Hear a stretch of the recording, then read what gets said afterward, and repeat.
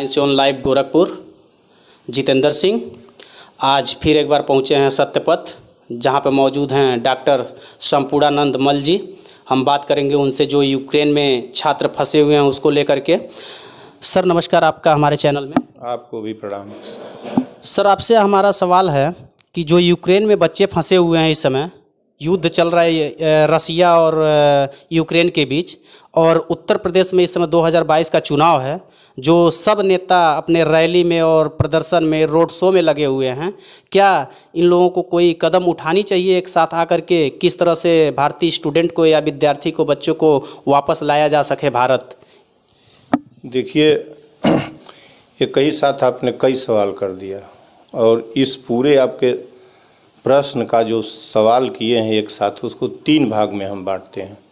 एक तो ये बताएंगे कि यूक्रेन कहाँ है, किस स्थिति में है, किस लोकेशन में है, लोग नहीं जानते। यूक्रेन यूक्रेन यूक्रेन यूक्रेन सब लोग रट रहे हैं, बच्चे फंस गए, ठीक ना। दूसरा, मैं उस 2 मार्च के एम्बेसी के वहाँ का जो खबर एम्बेसी ने जो वहाँ अनाउंस किया है उसको बताएंगे। और तीसरा मैं ये बताऊंगा कि किस तरीके से कितना कोऑर्डिनेशन का इस देश के अंदर अभाव है कि 20,000 बच्चों को भी हम बुला पाने में असमर्थ हैं। और इसका एक मात्र कारण यह है कि जो इस देश के गिरोहबंद दल के दलाल हैं, सारे जो दलाल काम कर रहे हैं, चुनाव लड़ रहे हैं, सभी गिरोहबंद दल हैं और दलाल हैं।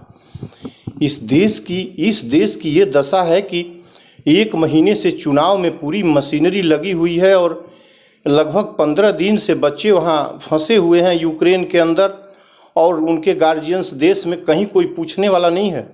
प्राण इतना इस तरीके का है कि मतलब उनके लिए कुछ नहीं है। अंत में करते करते 2 दिन पूर्व प्रधान न्यायाधीश और महान मानवतावादी, महानतम मैं कहूँ, उन्होंने इस चीज़ को टेक किया है, और उन्होंने कहा है कि ये बहुत ही दुर्भाग्यपूर्ण है।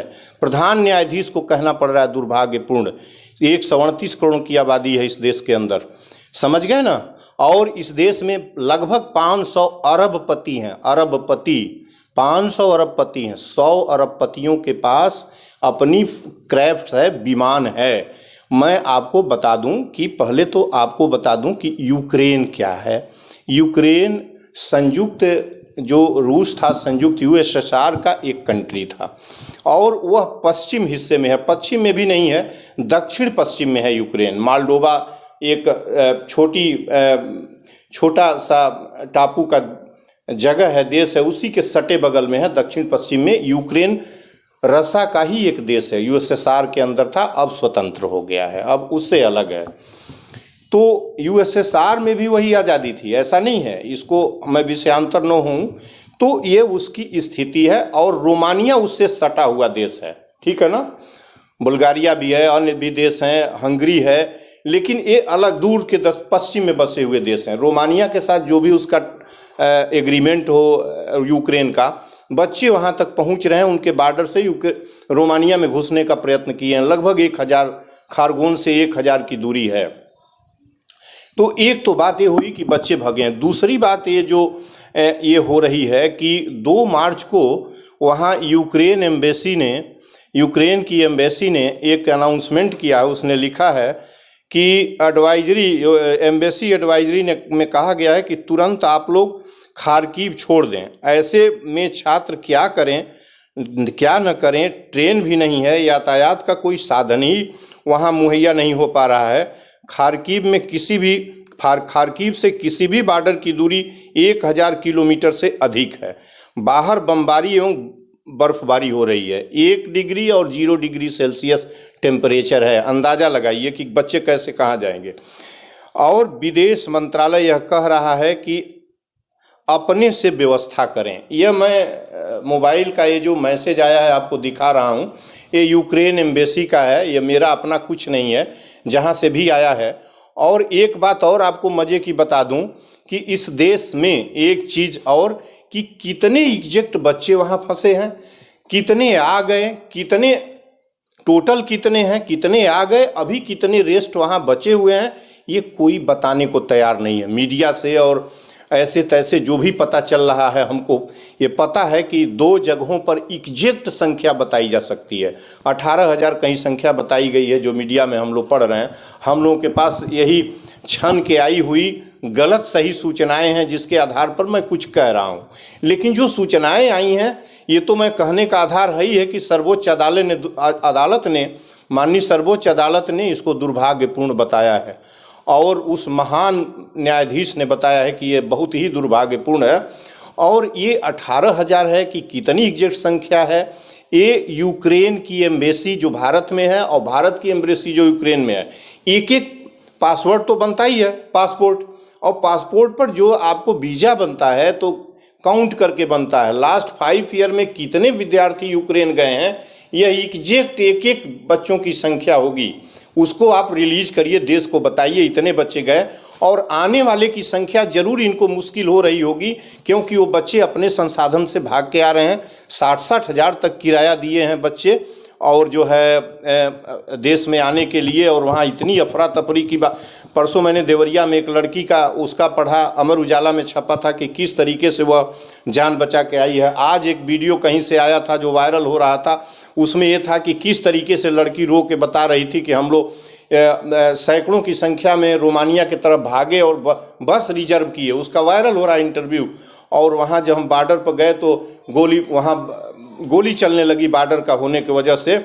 और उसके बाद जो है ये अपना वीज़ा दिखाया, अंदर 3 बच्चियां गईं, वो किसी तरह आई हैं, बाकी श्रेष्ठ वहाँ बच गए थे। और वहाँ की सरकार कह रही है कि आप वहीं रहिए, यहाँ की सरकार भी वहाँ कह रही है कि आप वहीं रहिए और वहाँ बचे रहिए। लेकिन आप क्या पता कि वहाँ हैं जहाँ बम्बार्डमेंट हो रहा है कब सुरक्षित हैं कब नहीं है। लेकिन यह देश की जो सरकार है वो मैं कितनी संवेदनहीन यहाँ के पॉलिटिशियंस हैं, मैं आपको कैसे कहूँ। किसी एक को दोष नहीं दे सकते, लेकिन वो सबसे बड़ा दोषी है जिसके पास हिंदुस्तान की कमान है।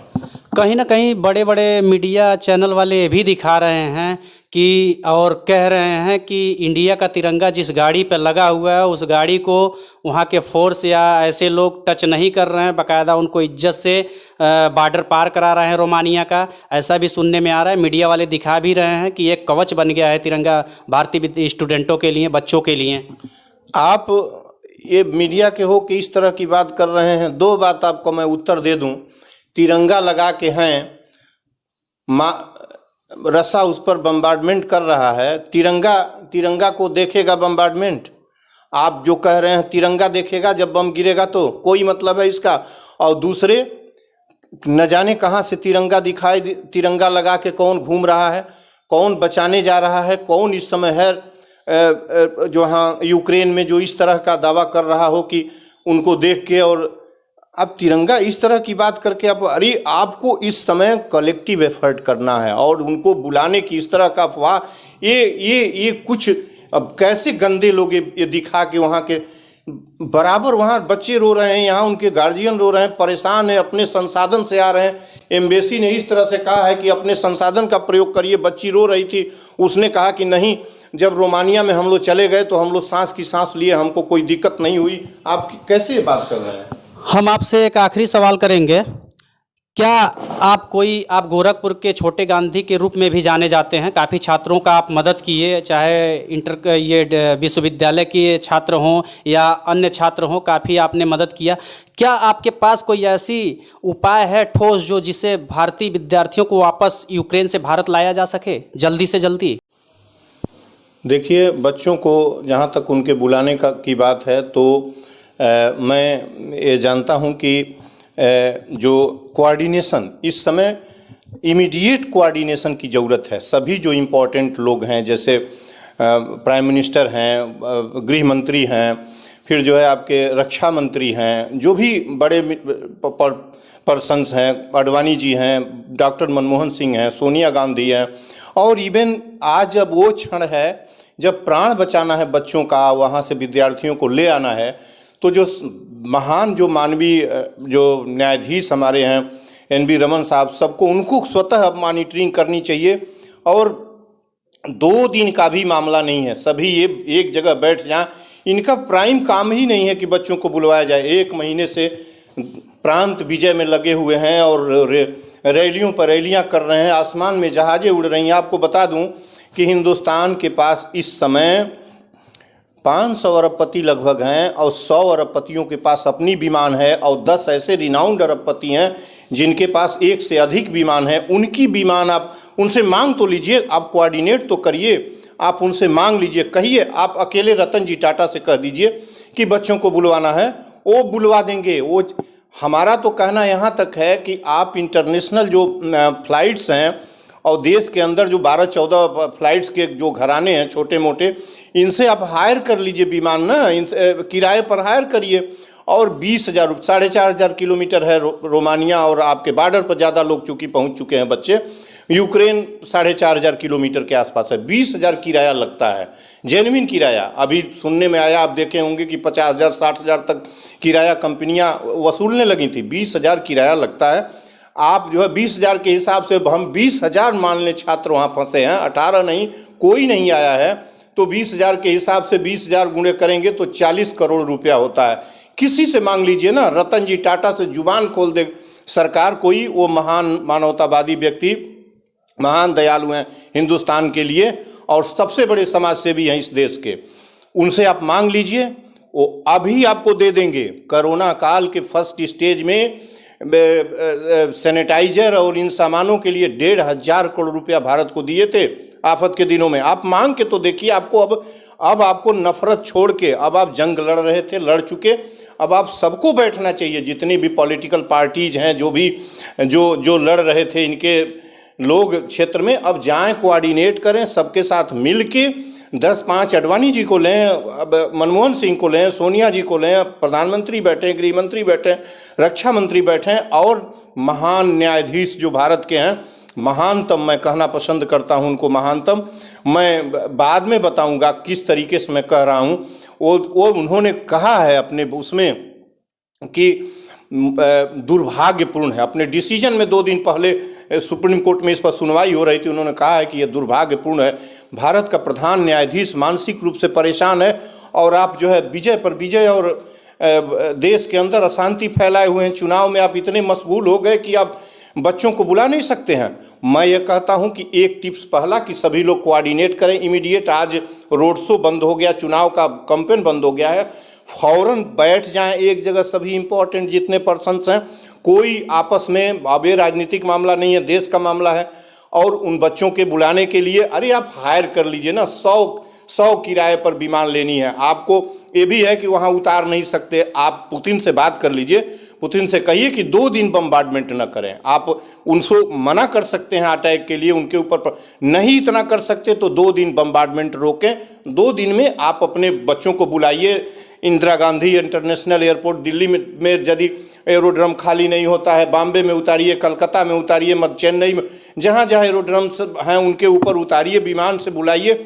बच्चों को 2 दिन लगेगा, मुझे दे दीजिए ना, मुझे दे दीजिए हुकूमत, मैं 2 दिन में अपने सारे 20,000 बच्चों को सारी अपनी एफर्ट करके और बुला लूँगा, विमानों को किराए पर कर लूँगा, पुतिन से स्वतः बात करूँगा कि स्टॉप करें 2 दिन के लिए, हम अपने बच्चों को वहाँ से, अपने नागरिकों को निकाल सके, स्टूडेंट्स को निकाल सके। ये जीवन का सवाल है, हम उनसे आग्रह कर सकते हैं। यदि वो युद्ध नहीं रोकते हैं तो 2 दिन बम्बार्डमेंट तो रोकेंगे ही रोकेंगे, ऐसे कैसे नहीं रोकेंगे। प्रधानमंत्री कहें, सभी लोग कहें, विदेश मंत्री कहें कि वो रोकें, विमान रोकें, हम अपने बच्चों को बुलाएंगे।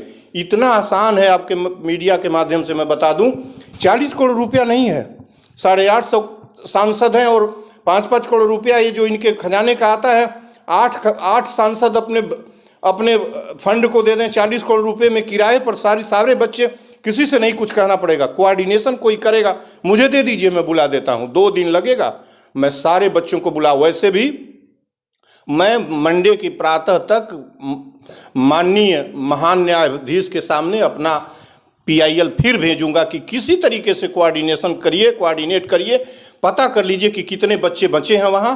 वो आसान है, एम्बेसी बता देगा, यूक्रेन का एम्बेसी वहाँ यहाँ है, वो बताएगा। चूंकि वीज़ा रिलीज किया है, वो एक संख्या बता देगा कि 5 साल में कितने बच्चे गए हैं, कितने आ गए, आने वालों की संख्या एग्जैक्ट बताना थोड़ा मुश्किल जरूर है, कितने वहाँ फंसे हैं ये अब जांचने का समय नहीं है, लेकिन जितने बच्चे गए हैं उनको आप 2 दिन के अंदर हायर करके विमान अपने उद्योगपतियों से कहिए ना, 10 उद्योगपतियों के पास अपनी विमानों से मंगवा सकते हैं। इतने महान इस देश के उद्योगपति हैं और जो भी हैं। आज इस क्षण में आपको सब कुछ भुला के और जान बचाना चाहिए बच्चों को। मेरा ये आग्रह है कि सबसे पहले कोऑर्डिनेशन करिए। विमान नहीं कुछ होता है तो विमान किराए पर लीजिए, किराए पर ले आके 40 करोड़ में 20,000 लोगों का किराया दे देंगे और 2 दिन में सभी लोग चले आएंगे। बहुत बहुत धन्यवाद आपका। धन्यवाद आपको। आप देख रहे हैं इंडिया न्यूज। आज मौजूद हैं हम डॉक्टर संपूर्णा नंदमल जी के वहाँ। इनका साफ साफ कहना है, गोरखपुर के छोटे गांधी के रूप में भी जाने जाते हैं, इनका साफ साफ कहना है अगर सरकार हमको हायर कर दे स्टूडेंट को भारत वापस लाने के लिए तो मैं सक्षम हूँ। 2 दिन के अंदर पूरे भारतीय छात्रों को मैं वापस भारत लाने के लिए तैयार हूँ। क्षमा करिए, मुझे हायर नहीं करना है, मुझे वो सौंप दें। वही सॉरी, जिम्मेदारी मिल जाए तो मैं उनको वापस बुला लूँगा। 2 दिन में बुला लूँगा। छोटे गांधी जी का कहना है मुझे जिम्मेदारी मिल जाए तो मैं वापस 2 दिन के अंदर सभी छात्रों को वापस भारत बुला लूँगा। जय हिंद, जय भारत, नमस्कार।